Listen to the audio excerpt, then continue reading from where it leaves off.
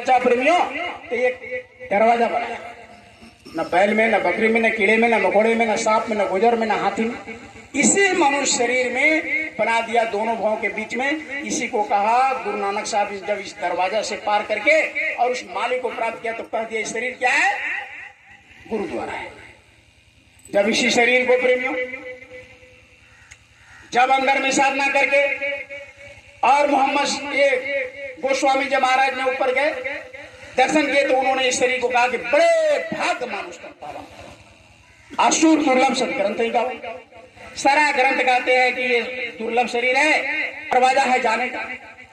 कहा कि बड़े भाग्य से मानुष कर पावा। और आगे क्या लिखते? साधन धाम मोक्ष कर दिया। कहा कि ये साधना का धाम है और मोक्ष का। तो उसी तरह नवरात्र जो महात्मा चलाया, उन्होंने कहा कि यही शरीर को कह दिया घड़ा है। घड़ा कैसा होता है प्रेमी? नीचे गोला होता है, ऊपर घेट होता है, ऊपर सर होता है। तो उसी तरीके से आपका शरीर है, नीचे चौड़ा होता है और इधर घेट हो गया और इधर शरीर हो गया। तो इसको कह दिया उस समय के महात्मा जो नवरात्रा चलाया, उन्होंने कह दिया इस शरीर है घड़ा। कहा कि घड़ा को बैठाओ, तन स्थिर मन स्थिर, सूरत निरत थिर हो।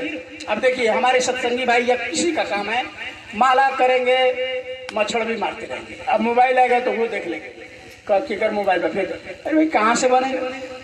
कहा कि तन स्थिर मन स्थिर, सूरत निरत थिर हो। जब शरीर स्थिर होगा तब मन स्थिर होगा। मन जब हिलना डुलना बंद कर देगा तब भजन का काम होता है।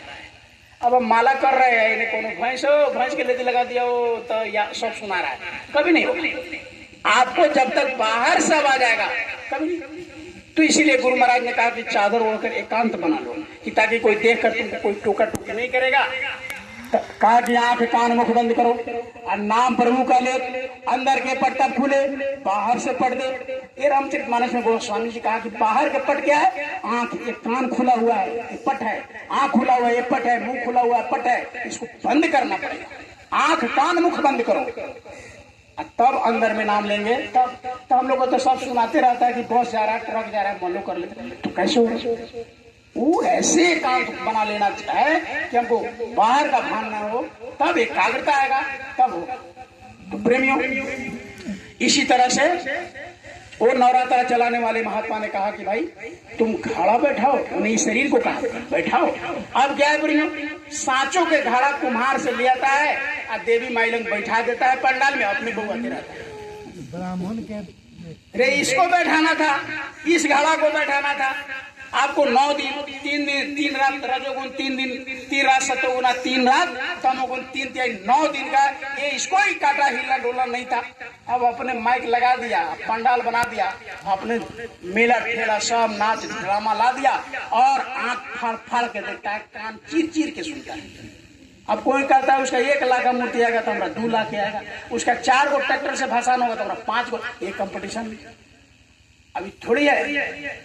अच्छा छठ में हम लोग लड़का थे, हम लोग छठ घाटे पड़ते थे, कोई औरत किसी से बात नहीं करता था। अब देखिए खाली पूछता हुआ कि केकर में से लेला, खाली घाट पर बस यही बात। तो कहाँ से चिड़िया बजा हमारे यही ठगा गए, यही बात दिन रात यही पूजा हो। और एक नौजवान जो लड़का है खाली सेल्फी लेगा, ऐसे ऐसे बस ये भक्ति हो गया। तो प्रेमियों, गुरु महाराज ने कहा कि ये भक्ति नहीं है। जब तुम 3 दिन रजोगुण, 3 दिन सतोगुण, 3 दिन तमोगुण इस शरीर को बैठाओगे, इस घड़ा को बैठाओगे, तो 10वें दिन क्या नाम रखा सर? 10वें दिन क्या नाम रखा? विजयदशमी। 9 दिन के बाद 10वें दिन को क्या कहा? विजयदशमी। कौन विजयदशमी? तो हमारे अंदर 10 इंद्रियां हैं, उसी पर विजय प्राप्त हो जाएगा। 5 ज्ञानेंद्रिया और 5 कर्मेंद्रिया। जब 5 ज्ञानेंद्रिया और 5 कर्मेंद्रिया जब बंद होगा तब प्रेमी यहाँ से दीपावली चलेगा। देखिए दशहरा के पहले कभी दिवाली जिंदगी में सुने हैं? जब भी दिवाली होगा दशहरा के, जब तक 10 हारा नहीं होगा, जब तक 10 इंद्रिया हारेगा नहीं, तब तक यहाँ दीपावली नहीं चलेगा। जिसको गोस्वामी जी महाराज ने रामचरितमानस में कहा कि परम प्रकाश जरे दी राती नहीं चाहिए दिया की बात। वो दीपावली जब नवरात्रा करेंगे तो दुर्गा जी का पंडाल बना दिया, रात भर उसमें ड्रामा करवाया, आंख फाड़ फाड़ के देखा, कहता दुर्गा जी कभी कल्याण नहीं होगा। दुर्गा जी का क्या, दुर्गा जी तो पंडाल में रहते हैं नहीं। पचर पचर खा के फेंकते रहते हो, क्या क्या खाता दिन भर आऊं माऊं करते रहते, और तुमको दुर्गा जी खुश हो जाए? कुछ नहीं।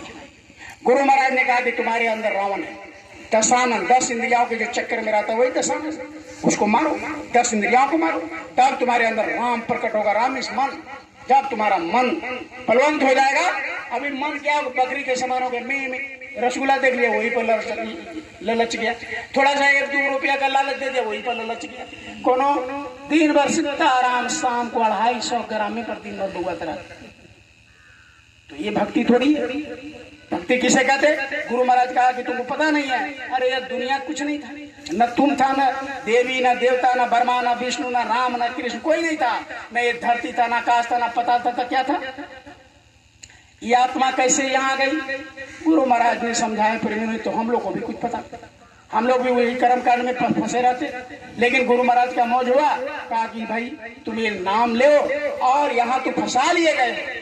अब कैसे कहता है? तुम्हारा घर कहता है मीरपुर, थाना कहता है चिरैया, जिला का मोतिहारी। अरे भाई, हमारे गुरु महाराज कहते हैं ये तुम्हारा घर है ही।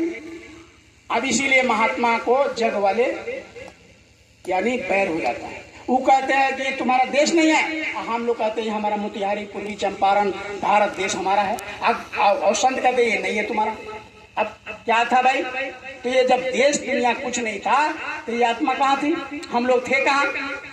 बहुत बड़ा प्रश्न है कि जब ये दुनिया ही नहीं था तो हम लोग थे कहाँ?